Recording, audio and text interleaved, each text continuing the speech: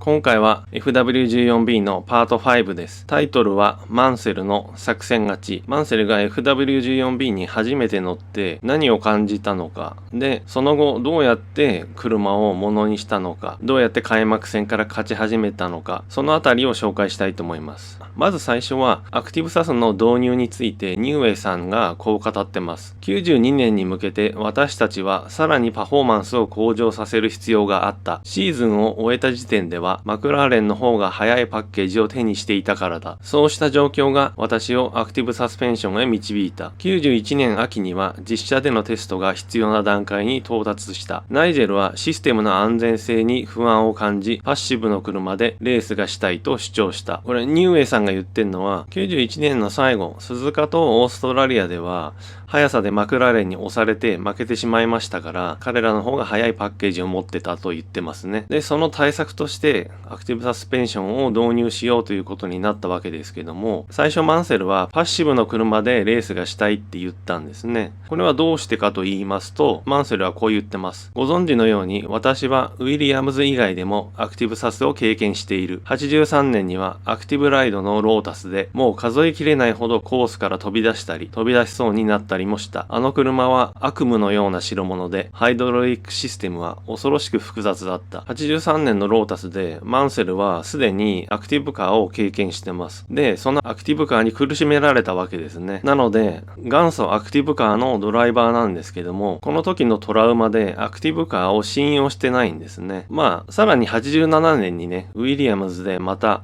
アクティブカーに乗りますけども、基本的には信頼できない車というイメージが強く残ってたみたいです。マンセル FW14B の初ライド。91年シーズンがとても好調なシーズンだったから、あまり大きくマシンを変えたくないという気持ちは正直あったよ。けれども、テストでアクティブカーを初めてドライブした時、私の考えは一変した。ガレージでは何の問題もなく車高を保てたし、コースに出てもおかしな挙動は一切なくて、舗装の表面を直接体で感じられるような気がしたほどだった。まるで自分が車の一部になったような感じがしたよ。アクティブカーに否定的だったマンセルですけども、14B のテストカーに初めて乗った時に考えは一変したって言ってますね。何の問題もなく車高を保てた。おかしな挙動はなかった。この辺に過去のアクティブカーに対して持ってた不安が現れてますよね。だけどこの車は全然違ったんですね。自分が車の一部になったような感じがした。なので FW14B に高いポテンシャルを感じたんですね。これは今までと違うと。で、ニューウェイさんはこう言ってます。この車はナイジェルのスタイルに合っていた。彼は自分のコントロールに絶大な自信があり、ステアリングの入力に対して瞬間的に車が不安定になることにも対応できたのだ。あっという間にナイジェルはこの車への信頼とうまくコントロールする技術を築くことができた。マンセルはあっという間に乗りこなすことができたんですね。マンセルがこの車で非常に速かったことに対してプロストなんかはマンセルは何も考えないで車を振り回してたからそれがちょうど良かったみたいなことを言ってましたけど、そんなことはないんですね。ちゃんと考えて乗りこなしてるんですけど、はい、もう一人ちゃんとそれを証言してくれてます。チーフメカニックのディッキー・スタンフォードさんという方ですね。これ初めてですけど、ナイジェルのマシンとの向き合い方はこれまでの誰より繊細で理解力も極めて高い。アクティブライドの理屈を説明すればそれをすぐに理解しどう乗りこなすべきかを自分で考え実行できるんだ。感性ではなくロジックでね。理屈が理解できているから理論の限界を信じて感性を超えていくことができるのさと言ってます。なので先ほども言った通りマンセルは何も考えないで乗ってたわけじゃないんです。もともとこの人エンジニアですからね。頭が理系なんですね。だからメカニズムを理解できる人なんで、それを理解した上で車の限界に挑戦してたっていうことですね。で、これはマンセルが後に語ってたインタビューなんですけど、この時にこんな風に考えていたそうです。チャンピオン獲得への決意、アクティブサス開発を積極的にやろうとオフからチームに伝え、開幕前テストで重要なテストをこなした。自分もフィジカルトレーニングで今までで最もハードなメニューで体重を落とし、スタミナをつけてきたんだ。92年を絶対自分の年にする。いや、チャンピオンにならなければならない。前年途中から心にそう決めていた。これ非常に強い決意ですね。91年チャンピオンになれるかわからない、非常に危うい状況の中でも、翌年こそは絶対にチャンピオンになるって考えてたんですね。で、アクティブサスのポテンシャルを感じ取って、チームにオフに走り込もうと。で、自分もそれに向けて体を作ると。アクティブカーを限界で走らせるための体を作るってちゃんと考えて準備してたんですね。マンセルが腕力があるからアクティブカーを振り回せたみたいな論調がありましたけど、そうじゃないんですね。ちゃんとアクティブカーを限界で走らせる体を作ったってことですね。何もしないでもともと腕力があって乗れたって話じゃないんですね。アクティブカーに向けた体に作り直したってことですね。ウィンターテストで控えめな発言。92年にマクラーレンを破るには彼らとは何か違ったものを手に入れなければならない。リアクティブサスペンションは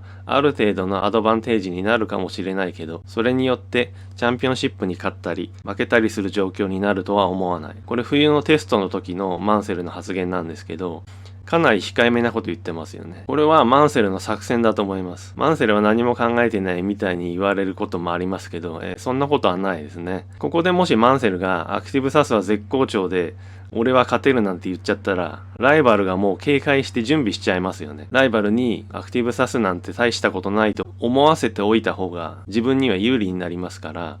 浮かれた発言はしないで、わざと大したことないということを言ってるんだと思います。で、無事に開幕戦を勝った後のインタビューです。開幕戦を制するも冷静。シーズンが開幕してすぐにレース走行ができ、優勝もできる準備ができていた。マクラーレンと大きく違う点だ。キャラミの週末にタイトルダッシュにかける自らの意気込みが再確認できたよ。僕らはペースメーカーであり続ける努力を怠ってはならない。僕らが逃げ、マクラーレンが追う形のね。今後の僕らの目標はまさにこれさ。開幕戦をぶっちぎりで勝ったマンセルですけど、非常に冷静ですね。努力を続けなくちゃいけないと。前年は追いかけるという形になって、結局セナを追いかけきれなくて負けてしまいましたから、最初からリードを持ち続けるのがどんだけ重要かっていうのをマンセルは考えてたわけですね。限界の走りでも体は余裕。個人的には今までで一番コンディションの整った状態にいるトレーニングを積んでいるし、ダイエットも順調だ。これは体重が去年より4キロ軽い76キロになったことが物語っている。コックピットの中にいても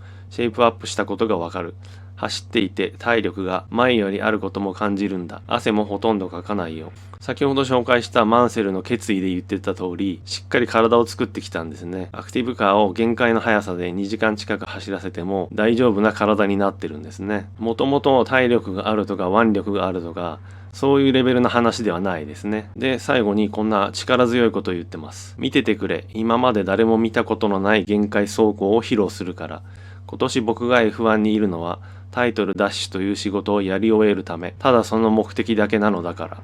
すごい勇ましいセリフですけど、非常に説得力がありますね。車の準備を進めてきて、自分自身の体もしっかり作ってきた。技術的にも体力的にも勝てる自信があるからこそ言ってるセリフですね。まあ、こんな感じで、マンセルは過去のアクティブカーとは違うという感触をこの車に感じて、しっかりチームと車を作り込んで、自分の体も作り直して、開幕戦に挑んで、そして彼の狙い通りシーズンをリードし続けてチャンピオンを取ったということになります。さらに言うと、シーズン前のテストではあえて絶好調ぶりをアピールしないでライバルを油断させたというのも大きいと思います。ライバルチームが早くから同じようにアクティブサスを積んでしまったら追いかけられてしまいますから、その辺も非常に深く考えて発言していたんだと思います。まあ何しろこの年マンセルがチャンピオンになったのは当然の話で、長年の努力が報われて本当に素晴らしかったと思います。まあ今回はこんな感じです。はい。いつもコメントね、たくさん皆さんくれてありがとうございます。全部返せなくてごめんなさい。いいねもね、皆さん押してくれて。で、チャンネル登録者も4000人超えて、ちょっと前まで1000人でもたもたしてたんで、すごい信じらんないぐらい増えて、非常に嬉しいです。まあとにかく、前にも言った通り、今年は動画いっぱい作りますので、皆さん引き続き見ていただければと思います。よろしくお願いします。